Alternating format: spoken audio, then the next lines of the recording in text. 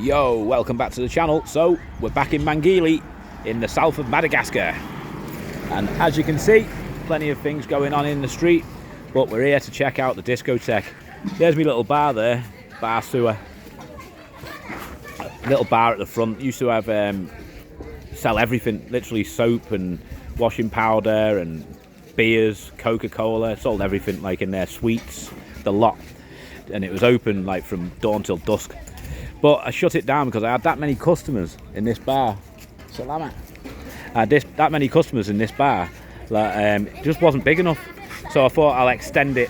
So just before COVID, I shut the bar down and planned to extend it, but COVID hit and they stopped everybody building. So we're back to it now. I've got some money together and I'm throwing it into this bar and discotheque, extending it right out. The bar used to come to here. It had an upstairs living area and a downstairs bar. So I knocked the back wall out and I built this bit up here. I'm going to take this window out and put a door in here and then put a terrace right across the front here. So you've got a nice terrace so you can sit out on the discotheque on the front with your beer, watch the people going by. Happy days. And I'm going to take it right out to the back there where the guys are. Now we're about 5 par pen up, 6 par pen, 6 breeze block high, and it's coming on. We're building in Madagascar, and I'm happy. There's going to be a toilet block there for the discotheque, and the little room on the right hand side there is going to be an outside toilet for the bar downstairs. So we've got like 2 businesses running here. Perfect. Now a funny story, back in the day when I was in school, when I was about 11, I always knew I was going to be rich. That was my plan, to be rich and have lots of money. I didn't know where I was going to get it from, but I knew I'd get it from working for myself. My mum said to me, she said, so you've left school now, you're 16. What are you going to do? You got no qualifications as such.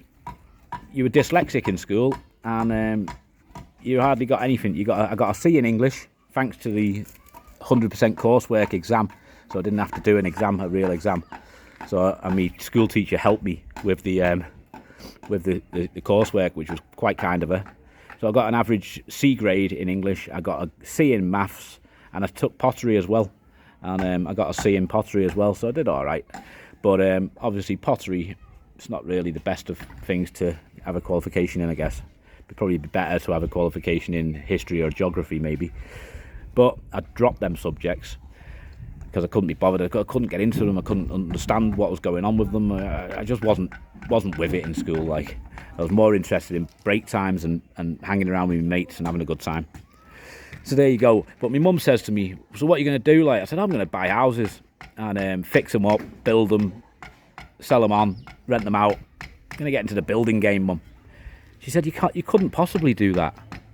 You can't possibly do that. You've got no qualifications in building. You're not a bricklayer. You're not a carpenter.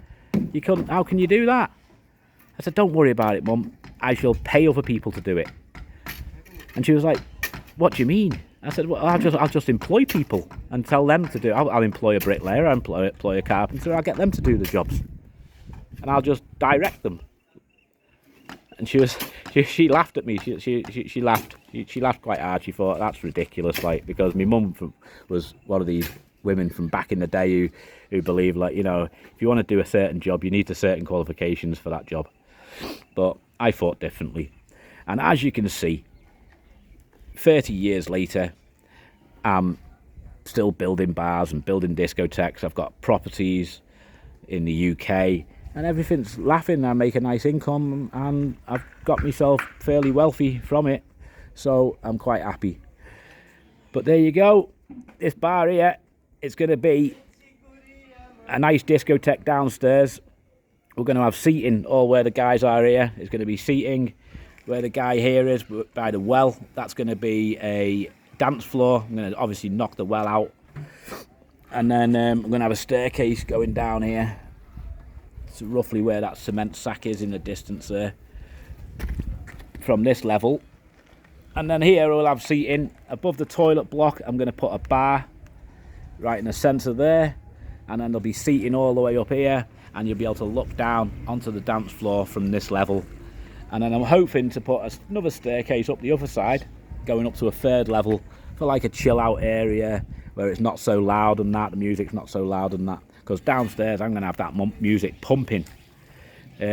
People who own the land at the back, they got no chance of sleep, like it's not going to happen. And the people on that side as well, they're not going to be able to sleep. This side here, I'm going to build a solid wall on this side because we do have a bar on this side which pumps out quite loud music, so I don't want the music blending in with my music as well. But in Madagascar, you can build anything you want, anywhere you want. You know, you don't need planning permission to sort of like have a bar or a discotheque for noise levels, or a fish farm or for the smell of the fish. Or they mix everything. They mix industrial, commercial and residential all together in Madagascar. And it can be a nightmare. You can buy a plot of land and build your dream house, and then somebody builds a discotheque next door. And that's what happened to me. I built this for my family to have a little beach house, so we could go from Tulia 30 kilometres away and spend the weekends in our little beach house. And then this guy here rented this land and built a bar with massive loud music next door, so it kind of killed my plan of this being my little beach residence. So it's now going to be a discotheque. Happy days. That's it for this video. Give us a like, give us a sub, and I shall see you in the next video. By the way, my Wi-Fi sucks in Tulia. I think Telmar Wi-Fi is even broken. There's a cable underneath the sea. I think the cable's snapped again, so there's no Wi-Fi. So I'm struggling to upload videos to YouTube, but I'm getting a backlog, and as soon as I clear that backlog and get to Nosy B, we'll have lots of videos of what I've been doing the last couple of weeks. I'll be back there in about 5 days, 6 days. I'll be in Nosy B and flying in. Happy days. Thanks for watching.